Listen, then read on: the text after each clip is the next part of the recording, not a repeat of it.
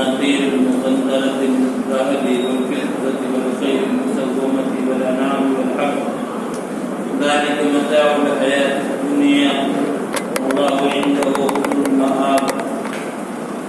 جی بھائیو،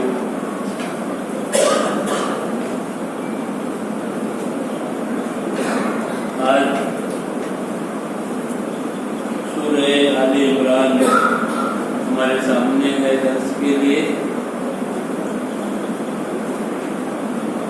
اس سورت کا نام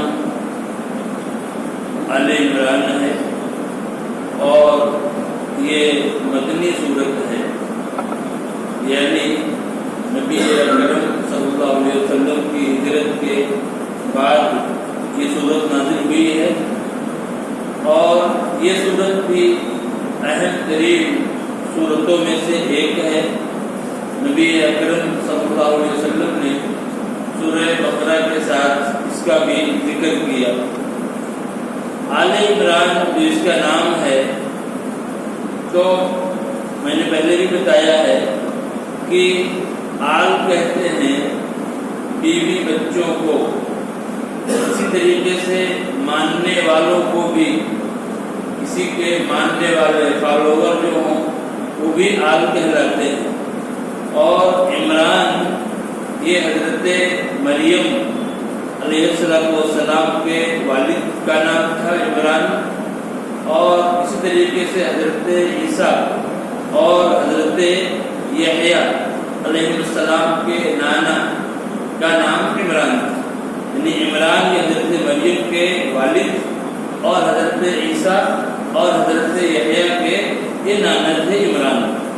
اب یہاں پر جو آل عمران ہے، تو آل عمران سے مراد یہ لوگ ہیں، حضرت مریم ہے، حضرت عیسیٰ ہیں، حضرت یحییٰ ہیں، یہ لوگ مراد ہیں آل عمران سے. اور اس صورت میں ان کا تذکرہ آپ کو خاص طور سے ملے گا. خاص طور سے عمران کی بیوی جو کہ حضرت مریم کی ماں ہے ان کا، ایسے ہی عمران کی بیٹی یعنی حضرت مریم، اور پھر حضرت مریم کے بیٹے یعنی عمران کے نواسے حضرت مریم کے بیٹے عیسیٰ علیہ السلام، اور ان لوگوں کا ذکر آپ کو ملے گا. ایسے ہی عمران کے داماد حضرت زکریا علیہ السلام، ان کا تذکرہ بھی آپ کو یہاں اس صورت میں ملے گا.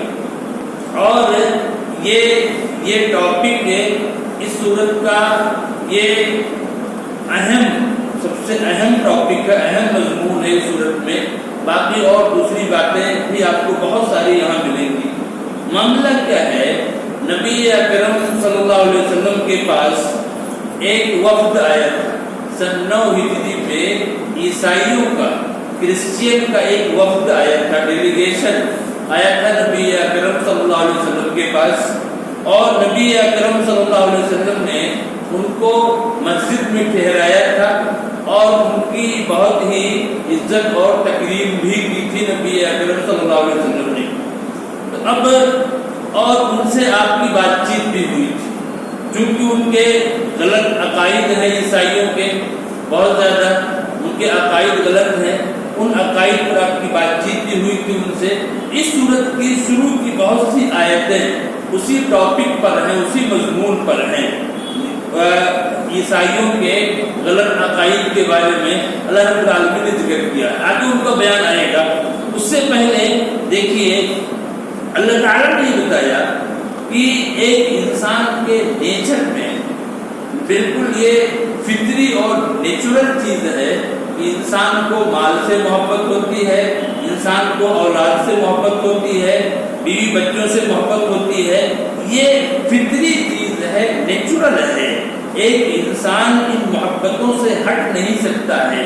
لیکن قرآن کہہ رہا ہے کہ ذالک متاع الحیات الدنیا، یہ تمام چیزیں، انسان کا مال ہو، انسان کی اولاد ہو، انسان کی بیوی بچے ہوں، اور انسان کے پاس جو بھی پراپرٹیز ہیں، سونے چاندی ہوں، گھوڑے ہوں، یا اور جو بھی پراپرٹیز ہیں، یہ سب چند دن کا سامان ہے، دنیا کی زندگی کا سامان ہے. اور اللہ کے پاس انسان کے لیے جو بڑا بدلہ ہے وہ بہت ہی اچھا ہے، یہ نے بتایا. اور پھر آگے اللہ رب العالمین نے یہ فرمایا کہ جو لوگ تقوی اختیار کرتے ہیں، اپنے رب سے ڈرتے ہیں، رب کے احکام کو فالو کرتے ہیں، مانتے ہیں، ان کے لیے اللہ رب العالمین نے کیا تیار کیا ہے؟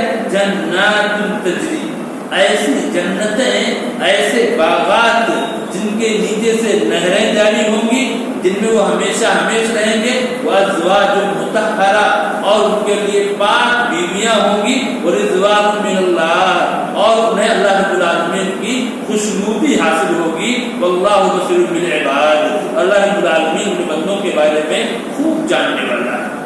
آگے اللہ تعالیٰ نے فرمایا یہ متقی ہیں کون لوگ، یہ تقوی والے ہیں کون لوگ؟ اللہ نے فرمایا الذین یقولون ربنا اننا آمنا فاغفر لنا ذنوبنا وقنا عذاب النار، جو یہ کہتے ہیں، جو یہ دعا کرتے ہیں، کہتے ہیں کہ ہمارے رب ہم ایمان لے آئے ہیں تو تو ہمیں بخش دے اور ہمیں جہنم کے عذاب سے بچا لے۔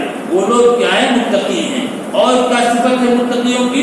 الصابرین، صبر کرنے والے، کوئی پریشانی آئی، مصیبت آئی، اس پر صبر کیا، اللہ رب العالمین کے احکام پر چلنے میں صبر کیا، اور ایسے ہی اللہ رب العالمین کی نافرمانی کے کاموں سے رکنے پہ صبر کیا، تو وہ لوگ صبر کرنے والے ہیں۔ اور کیا ہے؟ وہ صادقین، سچ بولنے والے ہیں، جھوٹ کے قریب نہیں جاتے، والقانتین والمنفقین، اور ایسے ہی وہ اطاعت گزار ہیں، اپنے رب کی اطاعت کرنے والے ہیں، والمنفقین، اور اپنے مال کو اللہ کی راہ میں خرچ کرنے والے، والمستغفرین بالاسحار، اور سحر کے وقت، رات کے آخری حصے میں استغفار کرنے والے، اپنی نیند کو قربان کر کے اپنے رب سے استغفار کرنے والے۔ یہ صفتیں جن کے یہاں موجود ہیں، یہ خوبیاں، اللہ کا یہ وعدہ ہے کہ ان کے لیے ایسی جنتیں ہیں، ایسے باغات ہیں جن کے نیچے سے نہریں جاری ہوں گی۔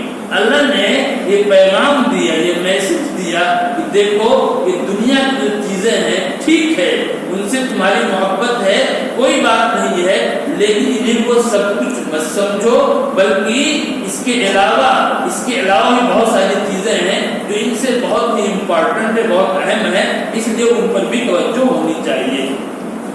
آگے دیکھیے اللہ رب العالمین نے یہ بتایا کہ یہ حکومت، اقتدار، ایسے ہی عزت اور ذلت، یہ سب اللہ کے ہاتھ میں ہے، یہ اللہ کے ہاتھ میں ہے۔ اللہ رب العالمین ہی اس کا مالک ہے، وہ جس کو چاہے حکومت دے، جس سے چاہے حکومت چھین لے، جس کو چاہے عزت دے، جس کو چاہے ذلت دے، سب اللہ کے ہاتھ میں ہے۔ اللہ نے فرمایا قل اللہم مالک الملک تؤتی الملک من تشاء، آپ کہہ دیجئے کہ اے اللہ تو ہی جو ہے مالک الملک ہے، تو ہی بادشاہت کا مالک ہے، تو جس کو چاہتا ہے بادشاہت دیتا ہے، وتنزع الملک ممن تشاء، اور جس سے چاہتا ہے بادشاہت کو چھین لیتا ہے، تعز من تشاء تذل من تشاء، اور جس کو چاہتا ہے عزت دیتا ہے، اور جس کو چاہتا ہے ذلیل کر دیتا ہے۔ بیدک الخیر، تیرے ہی ہاتھ میں ساری بھلائی ہے، انک علی کل شیء قدیر، تو ہر چیز پہ قادر ہے۔ یہ ہمارا عقیدہ، مضبوط عقیدہ اور ایمان ہونا چاہیے۔ یہ تمام چیزیں اللہ رب العالمین کے ہاتھ میں ہے، اس لیے ایک انسان کو اپنے رب سے امید رکھنی چاہیے، اپنے رب سے امید رکھنی چاہیے۔ یہ آیت کریمہ میں بتاتی ہے۔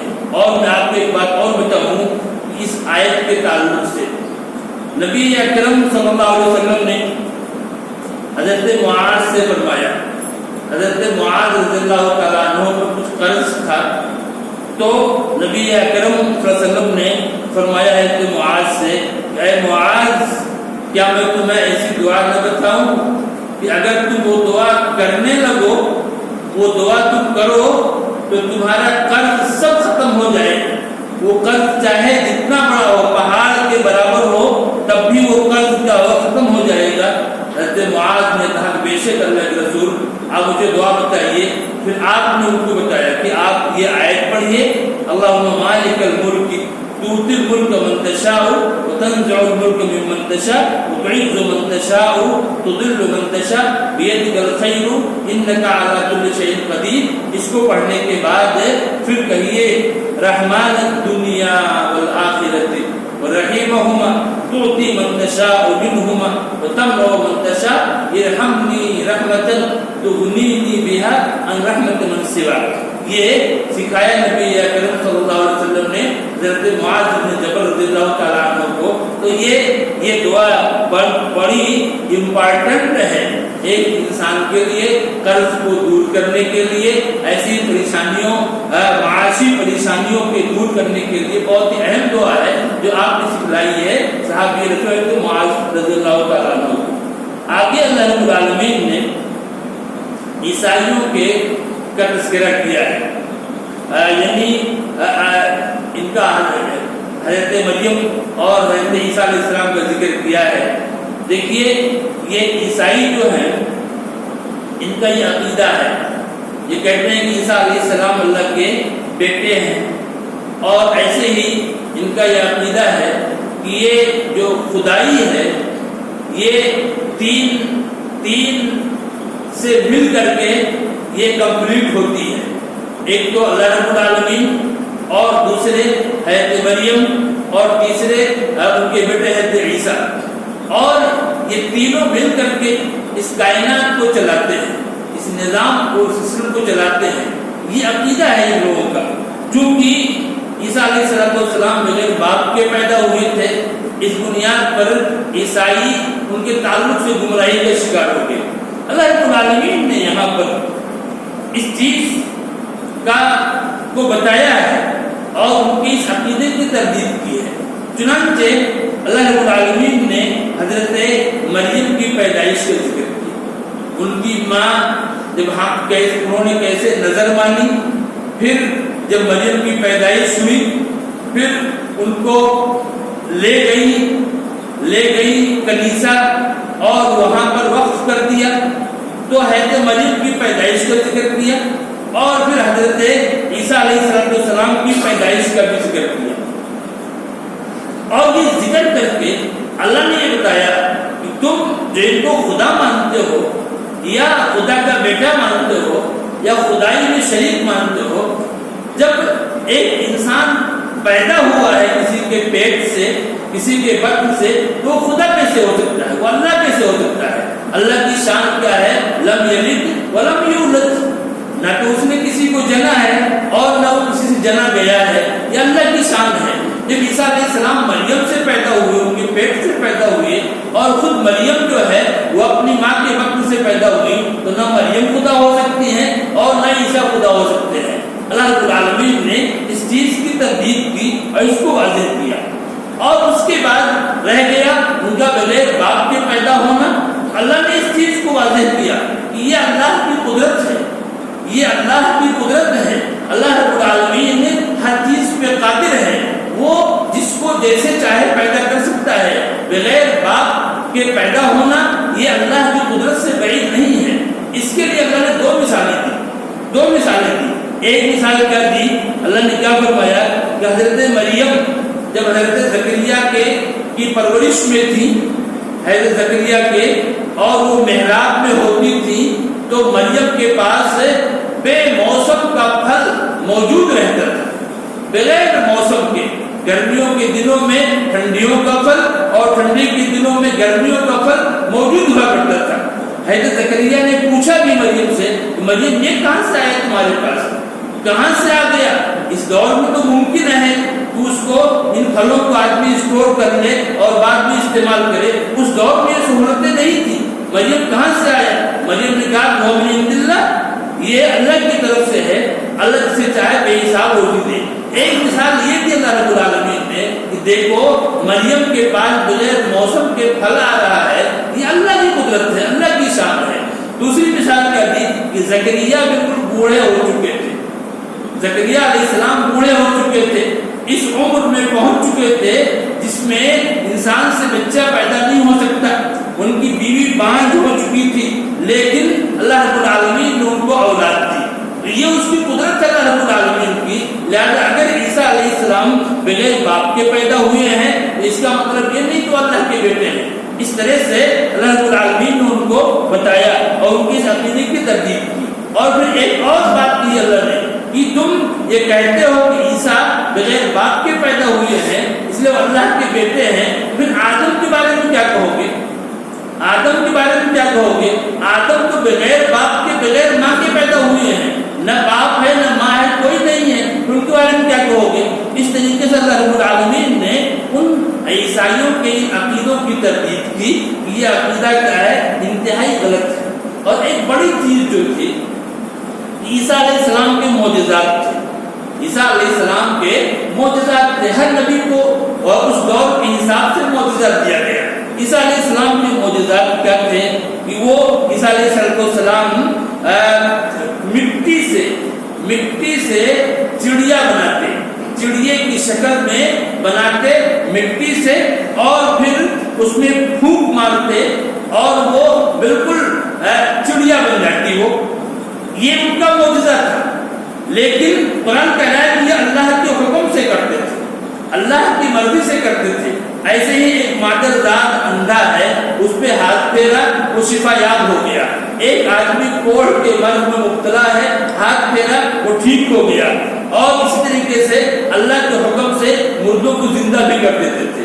تو یہ معجزات تھے عیسیٰ علیہ السلام کے۔ ان معجزات کی وجہ سے بھی یہ عیسائی گمراہ ہوئے، ان معجزات کو انہوں نے سمجھا نہیں، جبکہ عیسیٰ علیہ السلام خود کہہ رہے ہیں کہ سب میں اللہ رب العالمین کی مرضی سے، اس کی مشیت سے، اس کی طاقت، اس کے پاور سے کر رہا ہوں۔ اس کو عیسائیوں نے سمجھا نہیں۔ جیسے آج جو ہے بہت سے مسلمان ایسے ہیں جنہوں نے اولیاء کرام کی کرامتوں کو نہیں جانا، اولیاء کرام کی کرامتوں کو سمجھا نہیں، اور ان کرامتوں کی بنیاد پر اولیاء کرام کے یہاں بڑی بڑی طاقتیں مان لی، اور یہ مان لیا کہ یہ خدائی میں شریک ہیں اور یہ بہت پاور رکھتے ہیں، جبکہ یہ کرامت جو ایک ولی کے ہاتھ میں ظاہر ہوتی ہے اور معجزہ جو ایک نبی کے ہاتھ میں ظاہر ہوتا ہے، یہ دونوں ہی چیزیں اللہ رب العالمین کی طرف سے ہوتی ہیں، اللہ رب العالمین کی طرف سے ہوتی ہیں۔ پاور اللہ کا ہوتا ہے، طاقت اللہ کی ہوتی ہے۔ اللہ رب العالمین اپنے نبی کی تائید کے لیے،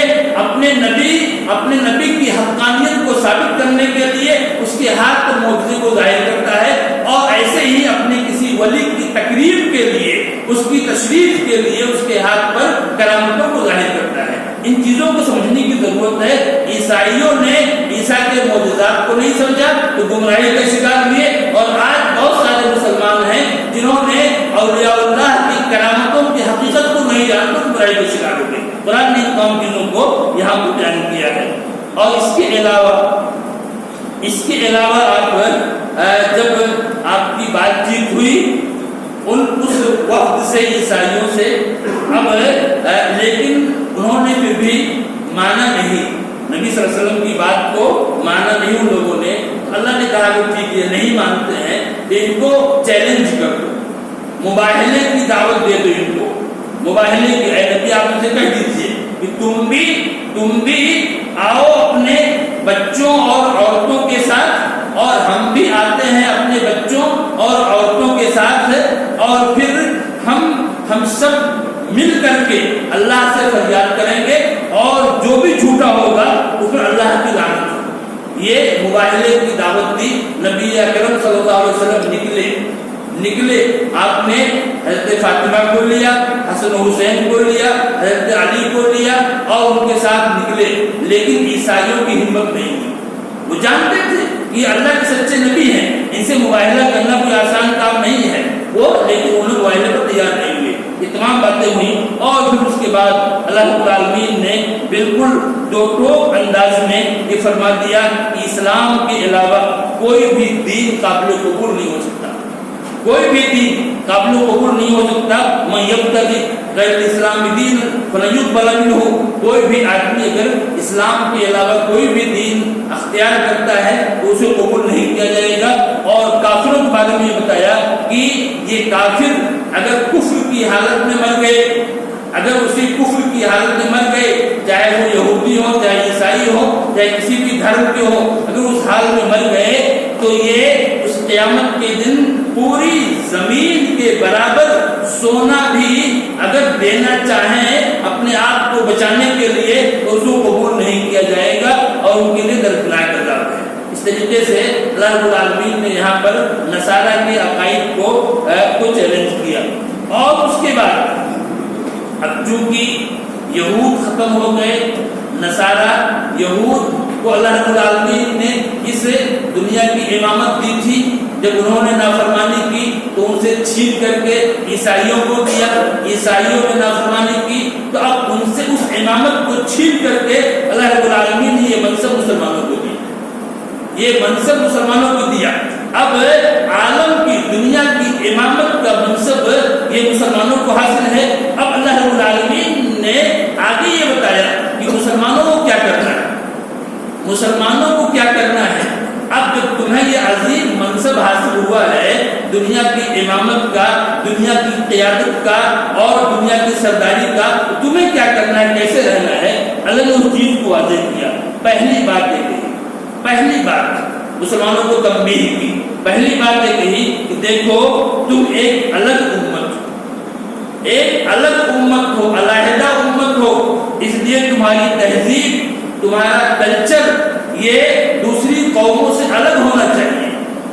یہ قرآن نے واضح کیا، لا ان تطیعوا فریقا من الذین اوتوا الکتاب یردوکم بعد ایمانکم کافرین، تم ان کے پیچھے نہیں چل سکتے، تمہاری تہذیب الگ ہو، تمہارا کلچر الگ ہو اور تمہاری ہر چیز کا ہو الگ ہونی چاہیے۔ یہ پہلی تعلیم دی اللہ رب العالمین نے مسلمانوں کو، اور دوسری تعلیم کیا دی کہ تم تقوی اختیار کرو اور اللہ کی رسی کو مضبوطی کے ساتھ پکڑ لو، اللہ کی رسی قرآن اور حدیث، اس کو مضبوطی کے ساتھ میں پکڑ لو۔ یہ دوسری تعلیم اللہ رب العالمین نے دی۔ اور تیسری تعلیم مسلمانوں کو یہ دی کہ تم جو ہے پوری انسانیت، ساری پوری انسانیت کے فلاح و بہبود کے لیے، پوری انسانیت کے فلاح و بہبود کے لیے تم کو اس دنیا میں بھیجا گیا ہے، اکٹھا کیا گیا ہے، لہذا تم اپنی اپنی طاقت کے مطابق دعوت دین کا کام کرتے رہو۔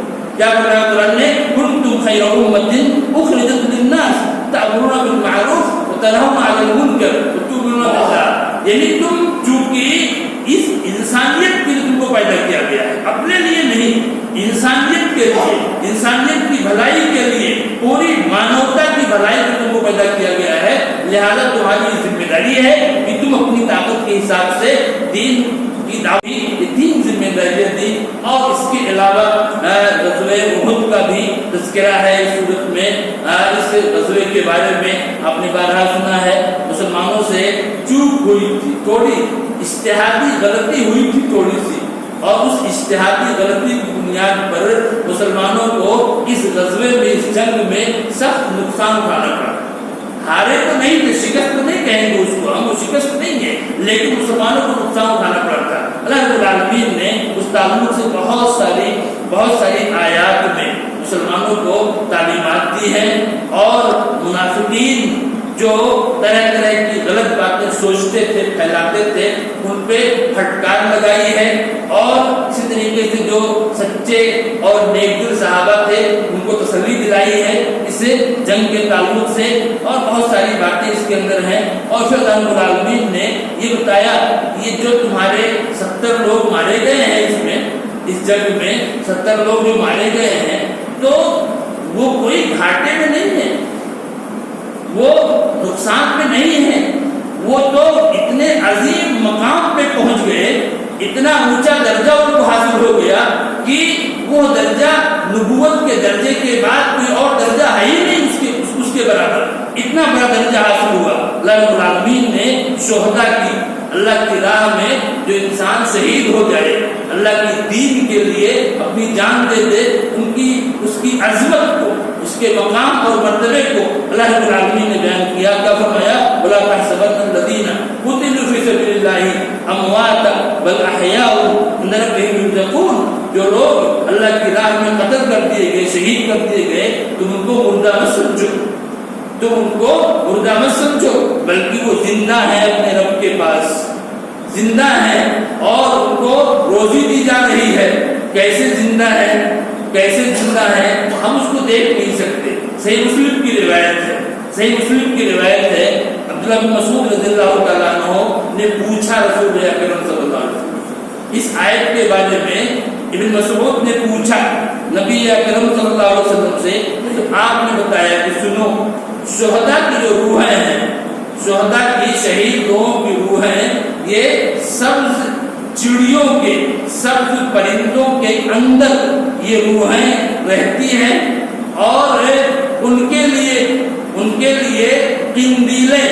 قندیلیں عرش سے لٹکا دی گئی ہیں، اور وہ روحیں جنت میں جہاں چاہتی ہیں جاتی ہیں، اور جو چاہتی ہیں وہ کھاتی پیتی ہیں وہ روحیں، اور پھر وہ انہی قندیلوں کی طرف لوٹ آتی ہیں۔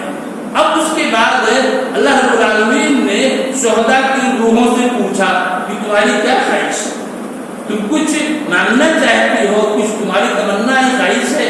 تو انہوں نے کہا کہ میرے رب، تو نے ہمیں اتنا سب کچھ نوازا ہے، اب ہم کیا چاہتے ہیں؟ اللہ رب العالمین دوبارہ سوال کیا، پھر تیسری بار سوال کیا۔ جب ان روحوں نے یہ جان لیا کہ نہیں ہمیں کوئی نہ کوئی جواب دینا ہی ہے، تب انہوں نے کہا کہ اے رب، ہماری یہ خواہش ہے، ہم یہ چاہتے ہیں کہ ہمیں دنیا میں دوبارہ تو لوٹا دے، اور ہم پھر تیری راہ میں لڑ کر کے دوبارہ شہید ہو جائیں، اس کے علاوہ کوئی خواہش نہیں ہے۔ جب اللہ رب العالمین نے جان لیا کہ نہیں ان کی کوئی خواہش نہیں ہے، تو پھر اللہ رب العالمین کو چھوڑ دیا۔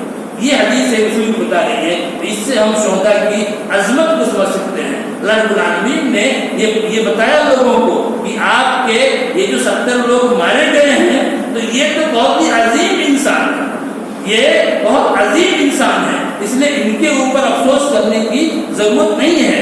اتنا اونچا مقام، اتنا بلند رتبہ جس کو مل جائے، اس کے بارے میں افسوس کرنا اور غم کرنا یہ کوئی لاجک ہے، اس کا موجود ہی نہیں ہے۔ اور اس کے بعد پھر اس سورت کے آخر میں آخری 10 آیتیں بڑی امپورٹنٹ، سورہ آل عمران کی آخری 10 آیتیں۔ نبی اکرم صلی اللہ علیہ وسلم جب رات میں تہجد کی نماز کے لیے اٹھتے تھے تو آپ ان 10 آیتوں کو پڑھتے تھے، ان کو آپ پڑھتے تھے خاص طور سے۔ یہ 10 آیتیں ہیں، یہ 10 آیتیں، ان میں کیا ہے؟ ان 10 آیتوں میں پیغام دیا گیا ہے کہ ایک انسان غور و فکر کرے، سوچے، غور و فکر کرے۔ اللہ رب العالمین نے جن چیزوں کو پیدا کیا ہے، آسمان کو، زمین کو اور دوسری چیزوں کو، ان کے بارے میں غور و فکر کرے، وہ سوچے، اور غور و فکر کر کے وہ اپنے رب سے اپنے رشتے کو، اپنے تعلق کو مضبوط کرے۔ یہ پیغام ہے ان آیات کے اندر، اور دعا کرے اپنے رب سے دعا کرے۔ بہت اچھی اچھی دعائیں اس کے اندر موجود ہے، اور اپنے رب کو یاد کرے، چلتے پھرتے، کھڑے بیٹھے اور پہلو کے بل لیتے ہوئے اپنے رب کا ذکر کرتا رہے۔ ایک انسان جتنا ہی غور کرے گا، اپنے بارے میں غور کرے، اللہ رب العالمین نے کیسے اس کو بنایا، ایک چھوٹا سے چھوٹا پارٹ جسم کا اگر ایک انسان کا فیل ہو جائے تو اس کی کیا حالت ہوتی ہے، ایک انسان، ہر کوئی اس کو جانتا ہے۔ ایک انسان اس کے بارے میں غور کرے، یہ بڑی بڑی مخلوقات ہیں، ان کے بارے میں غور کرے، جتنا ہی غور کرے گا اتنا ہی اپنے رب کی عظمت کو وہ معلوم کرتا چلا جائے گا۔ ان آیتوں میں اللہ رب العالمین نے پیغام دیا ہے، ایک مسلمان کو اس پر غور کرنا چاہیے، اور اللہ رب العالمین سے اپنے تعلق کو مضبوط کرنا چاہیے۔ اس کا ایک انسان اللہ کا ہر دم ذکر کرتا رہے، اس سے دعائیں کرتا رہے۔ یہ پیغام ہے اس سورت کے آخر میں۔ اللہ رب العالمین ہم کو اور آپ سب کو اس پیغام کو قبول کرنے کی توفیق عطا فرمائے۔